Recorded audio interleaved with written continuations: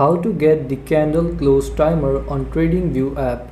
Hello and welcome to our channel Whizz. In this tutorial, I'm going to show you how you can easily get the candle close timer on your Tradingview app. So please watch till the end to properly understand the tutorial. So first, open up the Tradingview app.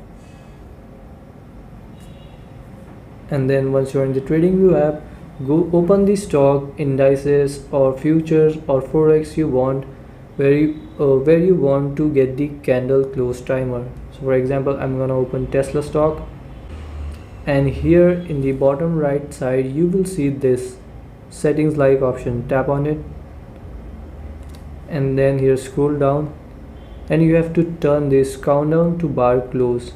So if it's turned off, you have to just tap on it to turn it on, and you will see a check mark here in the left side of that, and that means it is turned on. So this is how you can get the candle close timer on Tradingview mobile app. Thanks for watching.